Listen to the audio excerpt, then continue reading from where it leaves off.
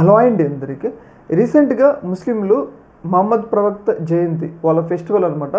మిలాద్ ఉల్ నబీ అని చెప్పేసి ఒక ఫెస్టివల్ ఉంది. అయితే ఈ ఫెస్టివల్ సందర్భంగా కాకినాడలో కొంతమంది ముస్లింలు బహిరంగంగా ర్యాలీ తీయటమే జరిగిందనమాట మహమ్మద్ ప్రవక్త జయంతి సందర్భంగా. అయితే వాళ్ళు ఈ సందర్భంగా కొంతమంది యువకులు, అందరూ కాదు, కొంతమంది యువకులు సడన్గా వచ్చి కార్లలో 4 కార్లలో వచ్చి వాళ్ళు పాకిస్తాన్ జెండాలను అయితే ప్రదర్శించడం జరిగింది. ఇక్కడ మీరు చూసుకున్నట్లయితే పాలస్తీనా జెండా, పాకిస్తాన్ జెండాలు క్లియర్గా ప్రదర్శించారు, చాలా ధైర్యంగా ప్రదర్శించారు. అయితే దీని మీద తీవ్రస్థాయిలో విమర్శలు అయితే వస్తామని అనమాట. ఇప్పుడు ఒక 4 యువకులు అంత బహిరంగంగా పాకిస్తాన్ జెండాలు ప్రదర్శిస్తుంటే పోలీసులు ఏం చేస్తున్నారన్న విమర్శ కూడా వచ్చింది.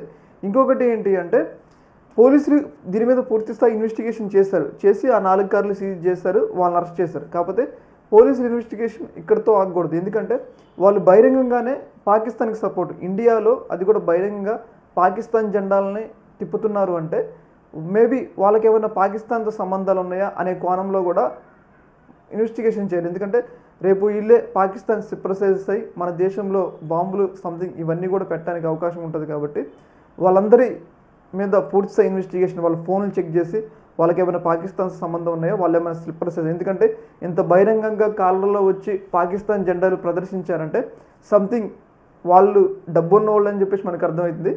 ఏమైనా పాకిస్తాన్ వాళ్ళకి ఏమైనా ఫండింగ్ చేసిందా, సంథింగ్ దీని వెనక ఎవరైనా ఉన్నారా అనే విధంగా కూడా పోలీసు ఇన్వెస్టిగేషన్ చేయాలి. ఎందుకంటే వాళ్ళు ఇంతటితో కార్లు సీజ్ చేసి వదిలేసినాం అనుకో భవిష్యత్తులో ఉగ్ర కార్యకలాపాలు పాల్గొనడానికి కూడా అవకాశం ఉంటుంది. కాబట్టి పూర్తి స్థాయిలో ఇన్వెస్టిగేషన్ చేయాలని చెప్పేసి మనం కూడా కోరుకుందాం.